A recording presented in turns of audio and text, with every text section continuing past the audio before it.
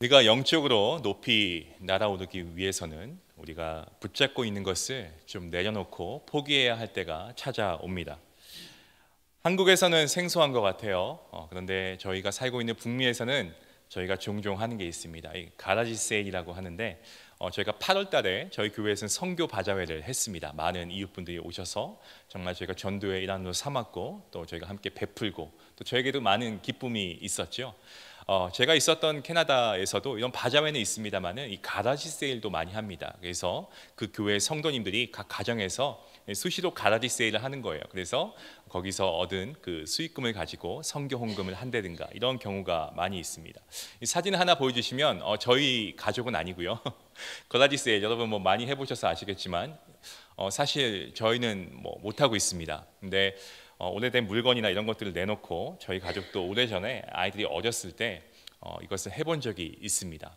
한켠에서 저희 아이들은 거라지 세일 할 때 이 레모네이드를 또 함께 팔았어요. 그래서 정말 토요일이었던 걸로 기억을 하는데 아마 한 하루 종일 거의 반나절 이상 저희가 꼬박 저 거라지 세일 때문에 매달려서 열심히 저희가 물건을 팔았던 적이 있습니다. 얼마를 팔았을까요? 50불? 예, 그것도 뭐 캐나다 달러니까 US 달러로 하면은 뭐 한 40불? 그죠? 예. 큰 돈이 아니었습니다. 하지만 저에게는 정말 좋은 추억이었고 또 돈을 벌었다는 생각에 또 우리가 이것을 가지고 기부할 수 있다는 생각에 아이들도 굉장히 신나했습니다. 제가 이 거라지 세일을 할 때 느끼게 된 게 있습니다. 참 부끄러운 얘기인데요. 제가 사실 물건을 잘 버리지 못하고 쌓아두는 습관이 있습니다. 그래서 저는 10년 전에 입었던 옷도요, 그냥 한두 번 입고 그냥 계속 걸어놔요. 방치해 둡니다. 다시 입지도 않으면서요. 유행이 지났음에도 그냥 그 자리에 둡니다. 근데 참 감사한 게 제 아내는 정말 잘 버립니다. 그래서 제가 1년 동안 입지 않은 옷들을 금방금방 과감하게 아주 잘 정리하는 그러한 스타일이에요. 지금은 가라지 세일을 하지 않지만 정리한 옷이나 또 물건들이 있으면은 뭐 지금 같은 경우는 저희가 뭐 클로딩 드랍박스나 이런 데다 저희가 이제 넣고 기부하기도 합니다. 물론 기부를 하면서 마음이 뿌듯하죠. 왜 아니겠습니까? 하지만 사실 기부 플러스 제 옷장에 공간이 더 생기니까 이거야말로 일석이조가 아닌가 하는 생각을 해봅니다. 여러분 삶 가운데서도 우리가 좀 여유의 공간이 필요할 때가 있다라고 생각합니다. 어떻습니까? 이런 여유 공간을 만드는 것도 사실 이게 훈련이거든요. 때는 우리 삶 가운데 여러 가지 정크가 있습니다. 뭐 물건만 말하는 게 아니고요. 불필요한 것들 좀 과감하게 우리가 좀 포기하고 버려야 할 때가 있다라는 말씀입니다.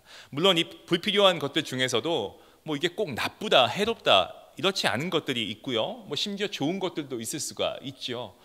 그런데 불필요하면서도 좋은 것이긴 하지만 우리가 또 다른 것들을 위해서 그리고 그 다음에 도약을 위해서 우리가 과감하게 버려야 하는 때가 있는데 이것을 포기하는 것은 사실 어떻게 보면 저희에게 좀 어떤 성숙함이나 어떤 결단을 요구하는 것이 사실입니다. 저에게 한 10년 넘게 사용했던 컴퓨터가 있었습니다. 컴퓨터가 고장이 난 것은 아니었고요. 워킹은 했습니다. 근데 이 바이러스도 없었고 했는데 저장 공간이 너무 적은 거예요. 요즘에 사진만 찍어도 용량이 얼마나 많습니까? 또 뭔가 돌리려고 하면은 이 구형 앱들이 깔려 있으니까 이게 버벅대는 거예요. 잘 움직이지 않고 그리고 새로운 프로그램을 깔면은 깔려지지도 않고 세팅도 안 됩니다. 그래서 좀 저도 새로운 작업을 하고 이제 좀 공부도 하고 막 그런 상황이어서 새로운 컴퓨터를 구입을 했습니다. 지금 제가 사용하고 있는 그 컴퓨터인데 기존엔 제가 이제 그 윈도우 체제의 노트북을 사용했다면 이제는 OS 체제의 그런 노트북을 사용하고 있거든요. 근데 그걸 좀 사용하려고 하니까 적응하려고 하는 새로 다 조작법이 달라가지고 배워야 하는 적응 기간이 있었습니다. 여러분 어떠세요? 여러분 핸드폰, 스마트폰 다 갖고 계시는데 여러분 업그레이드 할 때가 분명히 있죠. 저는 이거 평생 써왔습니다라고 하는 분은 없어요. 기계는 언젠가 고장이 나니까요. 오래된 것을 포기할 때가 분명히 있습니다. 제가 말씀드리는 요지가 새로운 것이 늘 최선이다라는 말씀을 드리는 것은 아닙니다. 좋은 역사가 또 전통이 또 때는 우리에게 좋은 교훈들이 있지 않습니까? 교훈은 어떻습니까? 소중하게 여기고 또 우리가 붙잡아야 할 교훈들도 분명히 있죠. 세월이 흐를수록 더욱 가치가 있는 것들도 물론 있습니다. 하지만 여기서 제가 말씀드리고자 하는 핵심 포인트는요, 우리가 붙잡고 있는 불필요한 것들을 포기하지 않으면, 정리하지 않으면 우리가 절대로 새로운 공간을 만들 수 없다라는 말씀을 드리는 겁니다. 여러분들의 하루의 시작은 어떻습니까? 아침에 눈을 뜨면 유튜브를 하고 SNS를 하고 앱을 다운로드 받아서 남자분들은 화장실로 대피하죠. 거기가 제일 편안한 공간입니다. 남자분들에게 가서 게임을 한다든가, 그죠? 그런 시간들이 있습니다. 죄일까요? 죄가 아닙니다. 나쁜 게 아니에요. 하지만 때로는 어떻습니까? 우리가 이런 것들을 좀 줄여가지고 우리가 가족 간의 퀄리티한 대화를 좀 하고, 또 우리가 성도이니까 하나님과 좀 집중되는 시간을 우리가 교감하기 위해서 이러한 것들을 좀 포기해야 할 때가 있다라는 거죠. 자, 죄는 아니고 나쁜 것은 아니지만 이러한 자투리 시간을 포기해야 될 때도 있지 않겠습니까? 무언가를 포기해야 한다는 그런 말씀입니다. 자, 파이낸스도 그래요. 재정도 그렇습니다. 여러분, 소득이 아무리 는다라고 해도 소득보다 지출이 많으면은 생활고에 시달립니다. 저는 이런 분들 봤어요. 그래서 불필요한 지출을 좀 우리가 줄여야 되는 것이고, 재정적인 공간을 만드는 이러한 훈련이 우리에게 분명히 필요하지 않습니까? 그래서 다른 것들을 위해서 유익한 것에 투자를 하거나 저축을 하는 것도 우리가 좋은 훈련이다라고 생각할 수 있습니다. 여러분들은 삶 가운데 어떠한 공간을 만들고 계십니까? 그것을 위해서 어떠한 노력을 하고 계십니까? 여러분들 마음 가운데에서 여유가 필요하다면 여러분의 마음에서 붙잡고 있는 어떠한 부분들을 과감하게 포기해야 합니다. 자, 오늘 본문 말씀 아브라함이 나옵니다. 하나님의 부르심을 받아서 믿음의 여정을 시작하는 그 초기의 이야기가 오늘 본문 말씀의 내용인데요.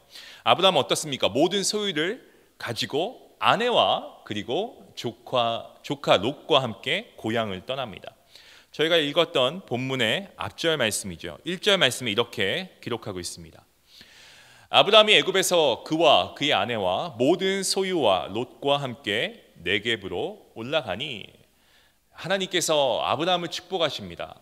그러니까 시간이 지남에 따라서 이 소유물이 계속해서 증가합니다. 가축도 많아지고요.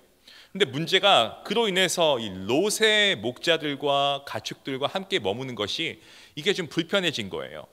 결국 서로 간에 이 갈등이 생기게 됩니다. 다툼이 생기게 됩니다. 소유가 늘어가는 것은 이건 축복입니다. 선물이에요. 하지만 아브라함을 보시면 이들이 여정을 계속하기 위해서는 어느 순간에 이 롯과 헤어져야 될 시기가 온다라는 것을 우리가 말씀을 통해 보게 됩니다. 여러분이 하시는 사업도 그렇지 않습니까? 하나님께서 보내주시고 채워주실 때 그거는 분명한 축복인 줄로 믿습니다. 하나님께서 주신 선물 맞습니다. 하지만 그 다음 단계 나아가기 위해서는 분명히 어떠한 부분들은 좀 과감하게 포기해야 될 그러한 때가 있다라는 말씀입니다. 교회 안에서는 어떻습니까? 전도회나 목장 정말 잘 부흥이 돼가지고 막 목장 식구들이 늘어나고 전도회 회원들이 막 계속 부흥한다 그러면 너무 좋지요. 하지만 어떤 때에는 좀 그런 부분들이 있다고 하면은 또 다른 전도회로 더 확장시키고 좀 분립하기도 하고 그럴 때가 있지 않습니까? 오늘 본문을 보시면 아브라함은 아주 중요한 결단을 내리고 있습니다. 조카 롯과 헤어지는 것이 바로 그 결단입니다. 단순히 갈라선다라고 보여질 수 있는데 그게 아니고 삶의 중요한 부분을 내려놓아야 하는 그러한 선택이었습니다. 아브라함이 지금 우리에게 보여주는 것을 통해서 우리가 좀 영적으로 비상하기 위해서 아브라함이 롯을 포기했던 것을 통해 우리가 얻을 수 있는 몇 가지의 교훈이 있습니다. 먼저 첫 번째 포인트입니다. 첫 번째로 우리가 영적인 비상을 위해서 우리가 안주함을 포기해야 한다라는 거죠. 창세기 12장 1절 말씀 이렇게 기록합니다. 여호와께서 아브라함에게 이르시되 너는 너의 고향과 친척과 아버지의 집을 떠나 내가 내게 보여줄 땅으로 가라. 하나님은 분명하게 아브라함에게 말씀하셨고 아브라함은 하나님의 음성을 들었습니다. 하나님께서 부르신 겁니다. 인도하신 가운데에서 익숙한 환경에서 머무는 것을 아브라함이 포기해야 했습니다. 여러분, 고향이 나쁜 게 아닙니다. 친척이 나쁜 게 아닙니다. 아버지의 집이 나쁘다는 말씀이 아니에요. 하지만 아브라함에게는 그곳이 우상 숭배로 가득한 땅이지 않았습니까? 때문에 하나님께서는 아브라함으로 하여금 그곳을 떠나가라라고 말씀하십니다. 여러분들 지금 반드시 떠나야 될, 여러분들이 붙잡고 있는, 놓지 못하고 있는, 여러분이 안주하고 있는 그러한 영역들이 분명하게 있을 겁니다. 여러분, 고등학생이 고등학교 생활이 좋다라고 해서 졸업 안 하고 계속 고등학교 다닐 수가 없지 않습니까? 교회에서 주일학교 학생이 주일학교 때는 아이들하고 막 놀기도 하고 예배도 막 그렇게 엄숙한 분위기는 좀 아니에요. 좀 아이들 재밌게 믿음 생활 해야 되니까 예배도 재밌게 하고 정말 예배 드리면서 친구들하고 놀면서 막 내가 왕이 된 듯한 느낌이 들기도 하고 막 이러다가 중고등부 딱 올라가면 뭐 성경 공부도 있고 기도 모임도 있고 그 엄숙한 분위기에 적응이 안 돼요. 그렇다고 해서 계속 초등부에 머물러 있으면은 그건 안 되죠. 그럴 수도 없고요.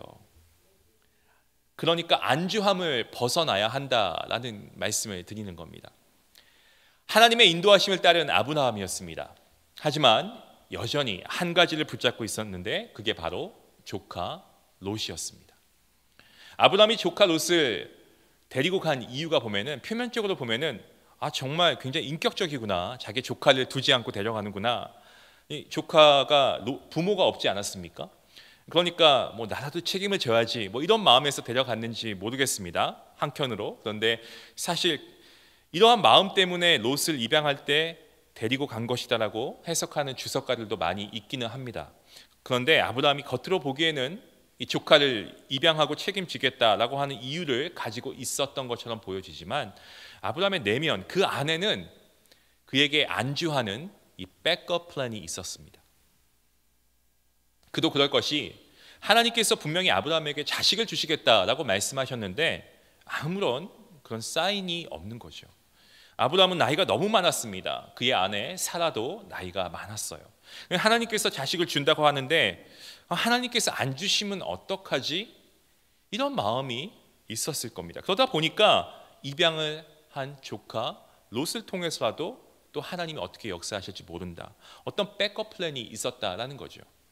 뿐만 아닙니다. 여정을 가다 보면 산적도 만날 수 있는 것이고 뭐 도적들을 만날 수도 있는 거 아니겠습니까? 여러분 그러한 나쁜 사람들을 만나면 일단 쪽수가 중요하지 않나요? 이게 세상 말인지 제가 잘 모르겠습니다.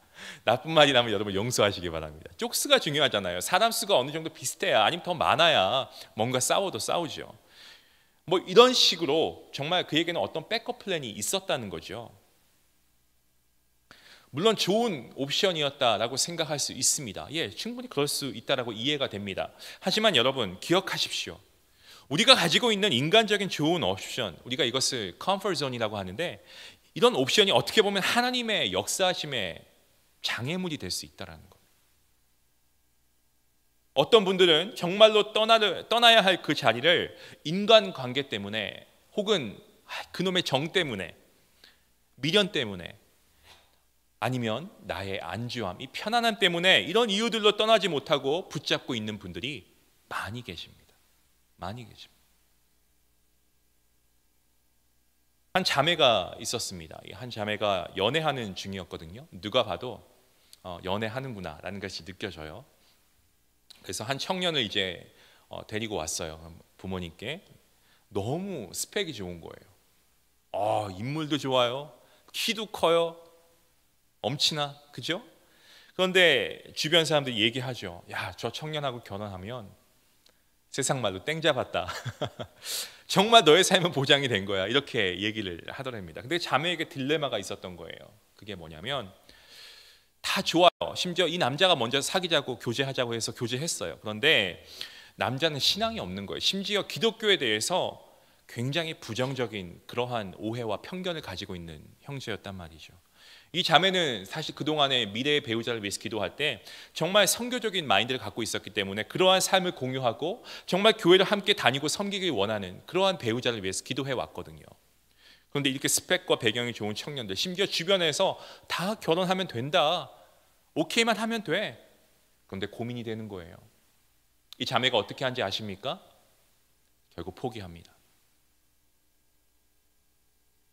만약에 여러분이 이 자매라고 한다면 어떻게 하시겠어요? 여러분의 자녀가 이리 하신다면, 이렇게 한다면 여러분은 어찌 하시겠습니까? 이 자매는 포기했습니다. 근데 이때부터 이 자녀에게 어떠한 일이 생겼냐면, 그 자녀가 가지고 있던 자기의 모남, 정말 고치지 못하는 것이 성격 아니겠습니까? 성향이고, 그게 계속 깎여지는 거예요. 하나님께서 깎아내시는 거예요. 조금씩 조금씩. 그리고 어느 순간 한 형제를 만나게 해주시는데, 정말 신앙이 깊은, 정말 아주 본인이 기대해왔던 그런 이상형을 만나게 해주신 거예요. 그리고 교제하고 결국 결실을 맺었습니다. 그리고 나서 이 두 사람이 가정을 이루고 난 그 다음 해부터 매년 이들은 동일한 날 휴가를 내서 교회에서 파송하는 단기 선교팀에 가서 단기 선교를 하고 옵니다. 선교를 하고 돌아오는데, 돌아오면 마음이 얼마나 기쁜지 모른다고 하면서 어느 휴양지를 다녀온 것보다도 그 얼굴이 더 기뻐 보이고, 얼마나 교회에게도 은혜가 되고 본인들에게도 축복이 되는지 모릅니다. 그러한 삶을 지금까지 살아가고 있습니다. 이것이 비단 우리 젊은 이들에게만 이런 것들이 일어날까요? 우리 부모님들에게도 때로는 자녀들에게 그런 공간을 만들어줘야 합니다. 포기해야 될 것들이 분명히 있을 겁니다. 분명히 있습니다. 어떤 부모가 자식을 사랑하지 않는 부모가 어디 있겠습니까? 자식들을 위해서 사랑과 헌신, 포기합니다. 때로 우리가 가지고 있는 우리의 욕심이 있을 수가 있지요. 내가 하고 싶었는데 하지 못했던 것, 여러분 이민 오셔가지고 어떻습니까? 내가 영어도 힘들고 정말 아무것도 못하는데 내가 여기 온 이유가 뭐예요? 가족들 때문에, 내 자녀 때문에 온 거 아닙니까? 나는 여기까지지만 내 자녀는 좀 영어도 잘하고 정말 여기서 잘 성장해서 정말 세계 최고의 나라 미국에서 정말 성공하고 그렇게 살기를 원하는 마음으로 여러분이 희생하면서 지금까지 오신 거 아니겠습니까? 이전에 어떤 권사님이 이런 말씀을 하신 적이 있습니다. 교회를 다니지 않는 아들이 있었어요. 그렇게 가자고 해도 안 가요. 아예 교회 문턱을 들어가지는 않습니다. 근데 이 아들이 굉장히 바이올린을 잘 하는 거예요. 그래서 당연히 바이올린으로 좀 전공을 해야 되겠다 해서 열심히 가르쳤습니다.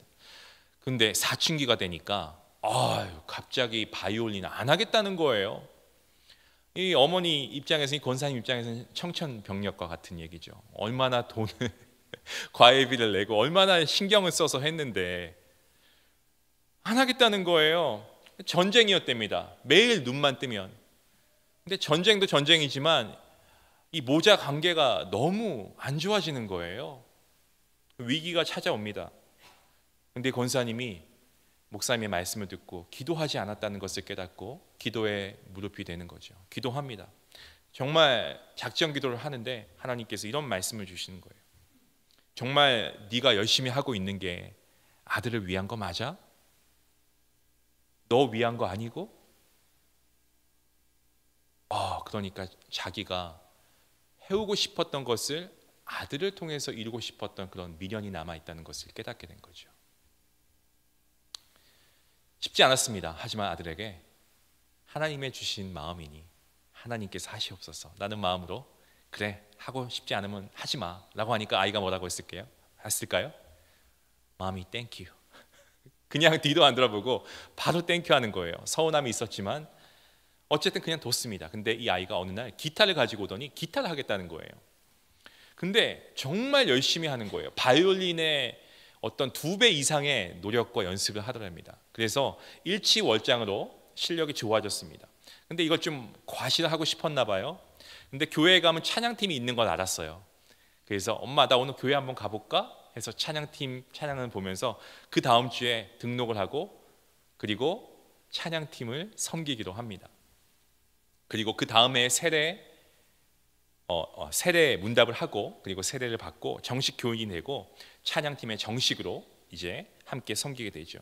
그리고 그걸 넘어서 그 다음 해부터는 단기 선교팀에 함께 가서 기타를 가져가서 찬양으로 DBS를 인도하고 많은 사람들이 이 찬양을 통해서 은혜를 받고 하나님을 만난다라고 하는 귀한 간증을 하게 됩니다. 자녀가 하나님께서 주신 선물이 분명합니다. 하지만 우리가 포기하고 내려놓아야 할 것들, 그러한 영역들을 우리가 내려놓을 때에 오히려 자녀의 영적 비상을 경험할 수 있도록 우리가 기회를 주는 것입니다. 시작은 하나님이었습니다마는 우리가 스스로 이 모든 것들을 일으키려고 할 때 오히려 우리가 영적인 성장을 막는 장애물이 될 수 있다라는 사실을 우리가 기억할 수 있기를 원합니다.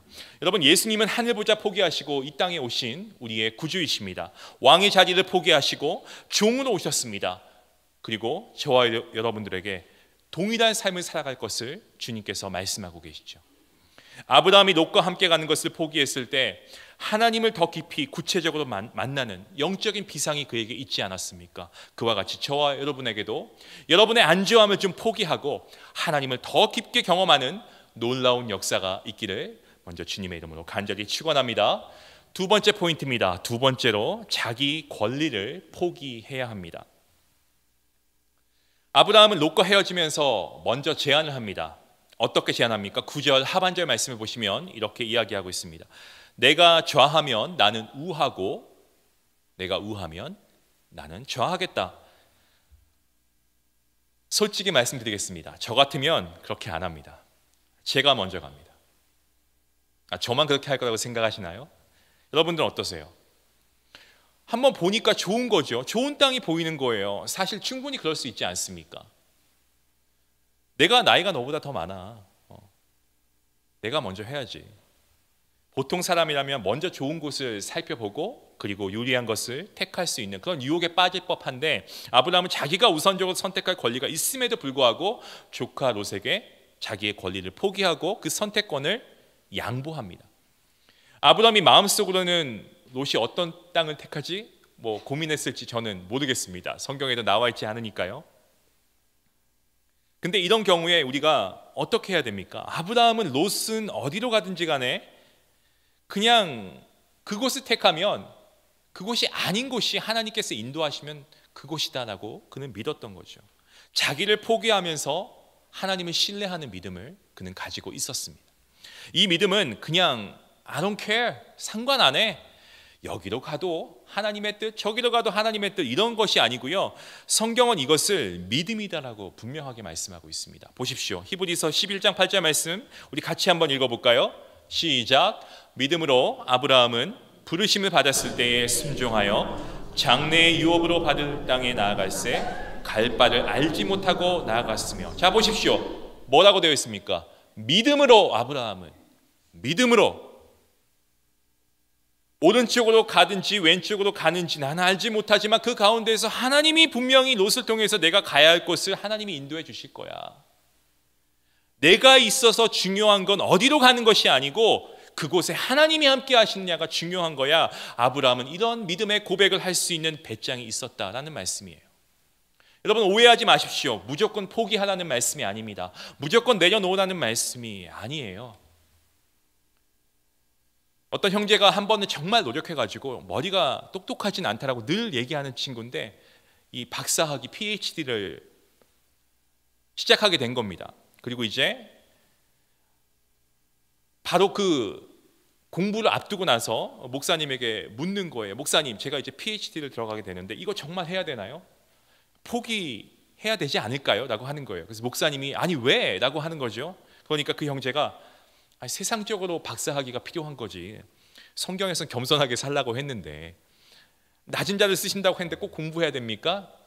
그래서 목사님이 무슨 소리야, 가야지 하나님이 열어주시면 가야지라고 말씀하셨다고 해요. 여러분 회사에서 승진했는데 괜히 포기하지 마십시오. 가끔씩 우리는 이상하게 말씀을 들을 때가 있습니다. 어떤 분들은 괜히 이런 거 얘기하면 아주 극단적으로 생각하시는 분들이 계십니다. 다 포기하고 승진도 안 하고 공부도 안 하고 연구도 안 하고. 한 번 또 이런 일이 있었습니다. 이 사순절 기간인데 그 교회 성도인 부부가 한 아들이 있었어요. 금이야 오기야 하면서 키운 외동 아들입니다. 부모가 아이한테 물어보는 거예요. 너는 좋아하는 걸 포기하고 살아간 적이 있니?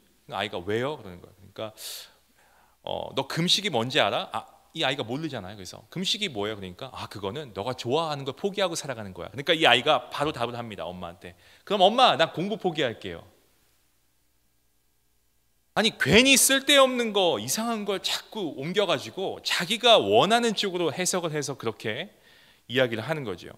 여기에서 포기하라는 것은 우리가 생각하고 있는 그런 큰 그림이 아니고 더 큰 그림, 우리의 생각보다 더 크고 위대하신 하나님의 뜻을 보고 큰 마음을 품으라는 거예요. 여러분 삶 가운데 권리에 대한 포기는 여러 영역 가운데 적용할 수 있습니다. 누가 여러분에게 해코지하면 여러분 화낼 권리가 있습니까? 없습니까? 있죠. 성도니까 참아야 된다고요? 아니요, 권리가 있습니다. 저도 화낼 권리가 있습니다. 누가 이상한 소리 하면은 맞받아치는 얘기 할 수 있는 권리가 있다라고요. 나에게 화낼 권리가 있고 정말로 내가 하고 싶은 말 할 수 있는 권리가 우리에게 있습니다. 하지만 그 사람과의 화해를 위해서, 그리고 나를 용서하신 주님의 그 용서가 나의 삶 가운데 적용되기 위해서 내가 화낼 수 있는 그 권리를 포기하는 거죠. 여러분들 늦잠 잘 권리가 왜 없습니까? 우리 중고등학생들 정말 잠이 많을 때예요. 우리 연구하는 연구원들, 직장인들 토요일 날 늦잠 잘 권리가 충분히 있습니다. 열심히 공부하고 열심히 연구하고 열심히 한 주간 직장에서 일했는데 왜 그런 권리가 없겠습니까? 있죠. 흙과 백이라고 하는 이 넷플릭스 시리즈가 있었죠. 거기서 아주 유명해진 요리사 한 분이 있는데 그 요리사의 내용을 제가 들었는데 정말 대단하다라는 생각을 들었습니다. 요즘 대한민국도 복지가 좋아져서 식당도 웬만해서는 이 주방장도 그렇고 직원들이 쉬는 시간이 꼭 있답니다. 한 2시간, 3시간 정도 무조건 쉬게 하는 거예요. 그 시간 동안에 모든 요리사들은 대부분 다 쉬거나 그리고 잠깐 동안 휴식을 취하죠. 그런데 그 요리사는 그 쉬는 시간 동안에 30분에서 1시간은 반드시 그의 멘토인 스승으로부터 가르침을 달라고 계속 쪼르고 쫄라서 매번 그 순간 어떠한 요리에 대한 팁을 얻고 가르침을 받았다라고 해요. 30분에서 1시간, 2시간 안에 그 많은 시간을 그걸 할애한 거죠. 낮잠 잘 권리가 있죠. 쉴 수 있는 권리 있습니다. 교회에서 내가 얘기하고 싶은 사람과 얘기할 수 있는 권리 있죠. 나는 다른 사람과 얘기하면 불편해.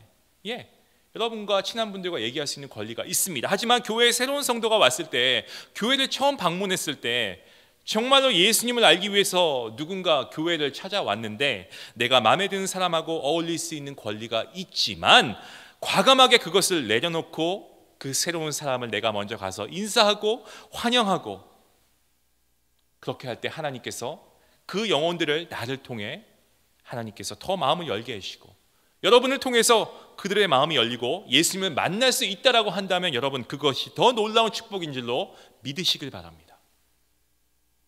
아멘을 못 하시네요. 쉽지 않죠? 개인적으로 즐길 수 있는 권리가 왜 없습니까?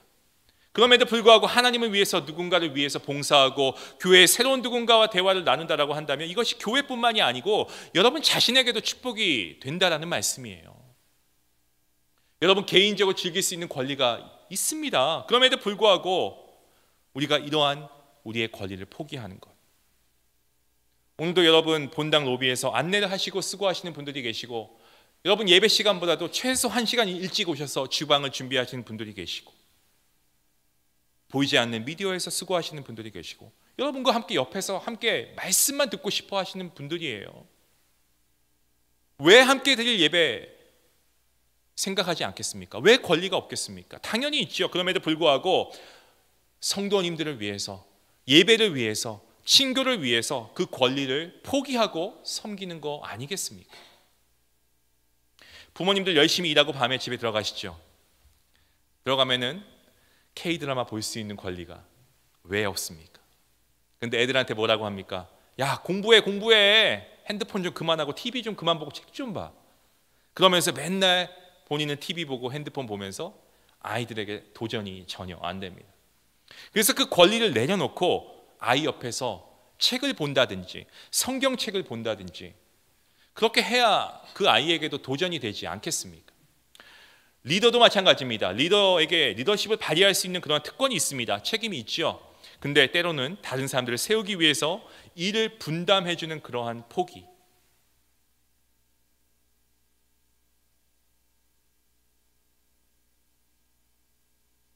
사도 바울은 고린도전서 6장에서 이렇게 이야기합니다. 모든 것이 내게 가하나 다 유익한 것이 아니요 모든 것이 내게 가하나 내가 무엇이든지 얽매이지 아니하리라.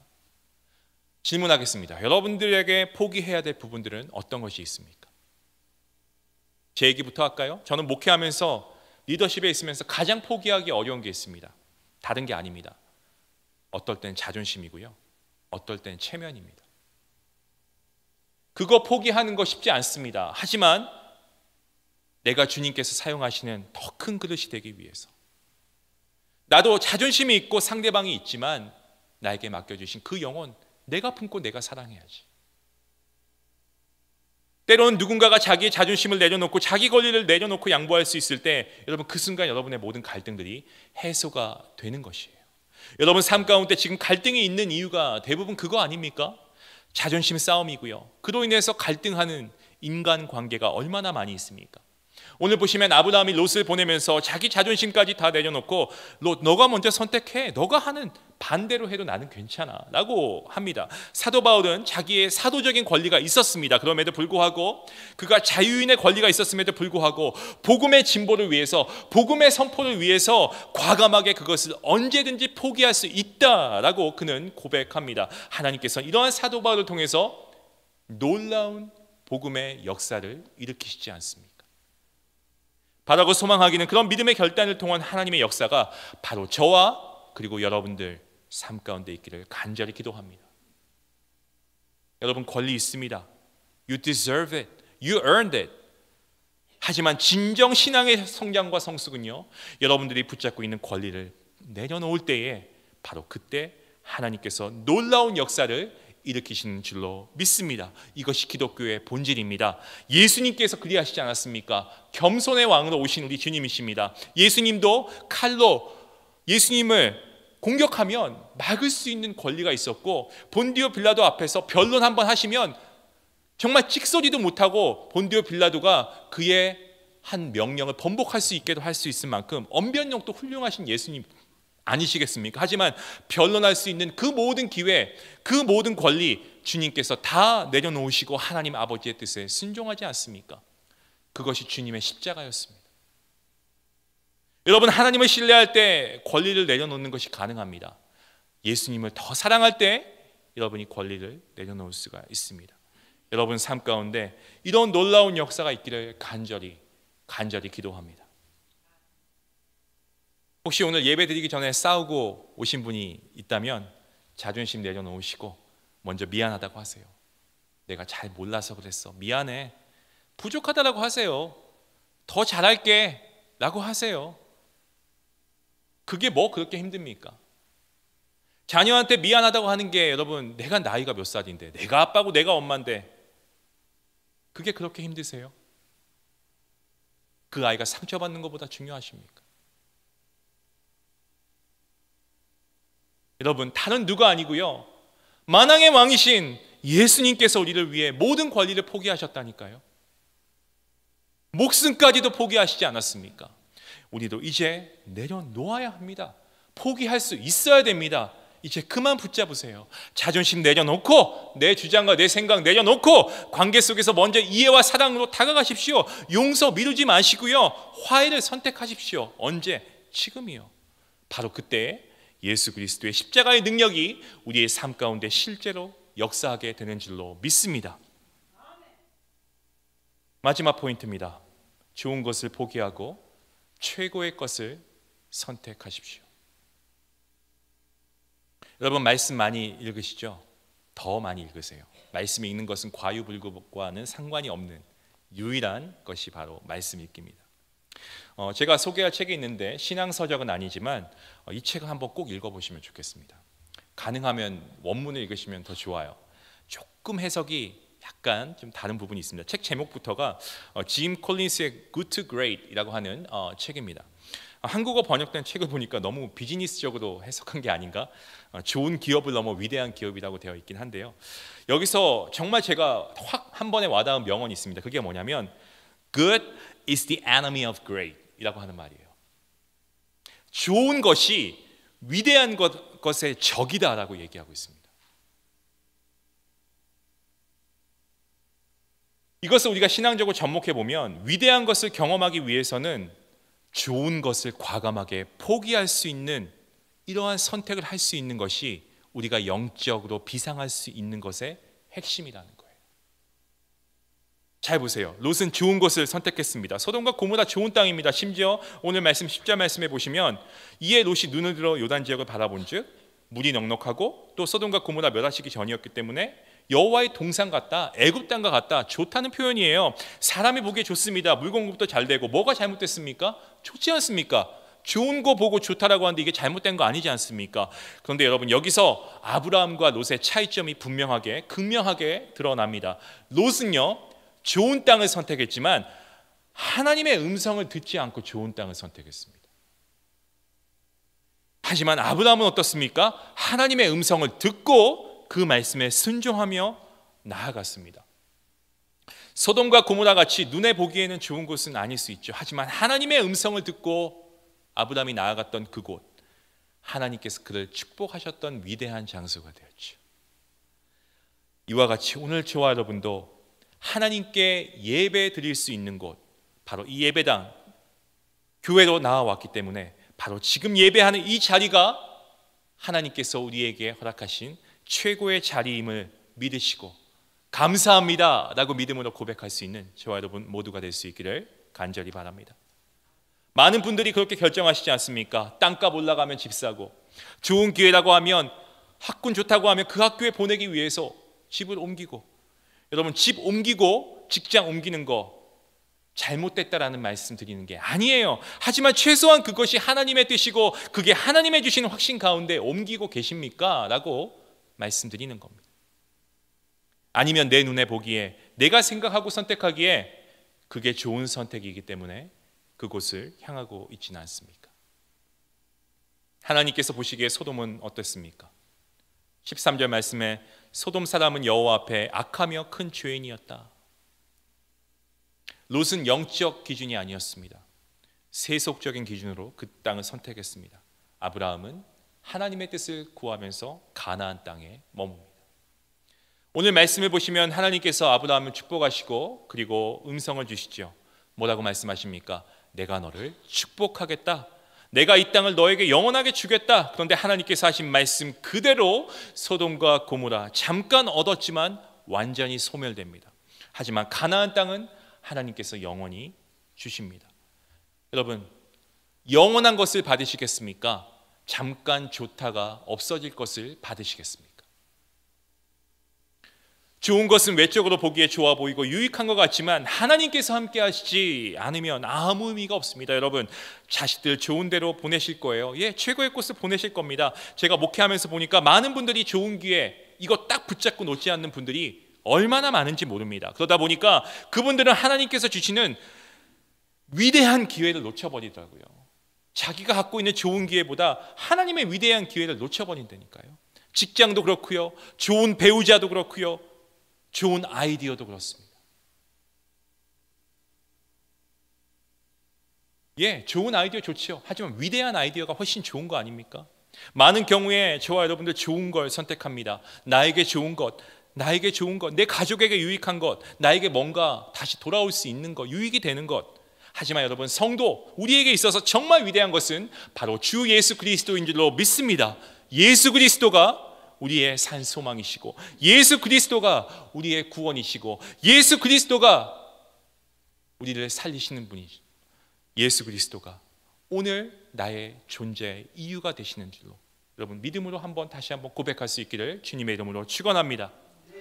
제 개인적인 이야기지만 용서하시고 들으십시오. 저 역시 목회를 하면서 여러 갈림길에 섰던 적이 있습니다. 주님, 어디로 가야 합니까? 하나님께 물었지만 제 마음속에는 이미 인간적인 계산이 자리 잡고 있었습니다. 사람들 보기에 더 안정적이고 저도 인정받고 싶고요, 좋은 조건처럼 보이는 길이 있었습니다. 그곳에 가면 경력도 쌓이고 이름도 알려질 수 있을 거라 생각했습니다. 그런데 기도하면 할수록 마음이 평안하지 않았어요. 기도하는 가운데 이 길은 내가 너를 위해 인도한 길이 아니다라는 말씀을 저에게 주셨어요. 그래서 결국 하나님이 저에게 부르시는 그 자리에 제가 가겠습니다 라고 선언했습니다. 처음엔 두렵고 불안했죠. 예. 하지만 시간이 지나면서 두려움이 변해서 확신이 되었습니다. 하나님의 부르심에 있는 자리는 크고 작음의 문제가 아니고요, 하나님의 임재하심이 있는 그 자리가 바로 하나님께서 나에게 허락하신 위대한 자리인 것을 저는 확신합니다.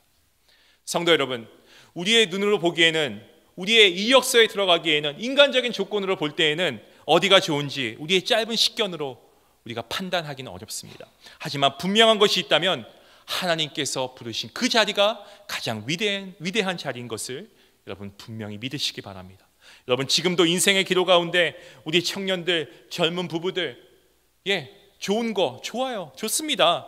우리 부모님들 자녀들에게 좋은 거 주시려고요, 좋습니다. 하지만 때론 그것이 하나님께서 주시는 위대한 것을 가로막고 있다라고 한다면 과감하게 그 좋은 것을 주님 앞에 올려드릴 수 있는, 포기할 수 있는 여러분 모두가 될 수 있기를 원합니다. 그때 여러분은 영적인 비상을 하실 것입니다. 그 놀라운 역사가 분명히 일어날 줄로 믿습니다.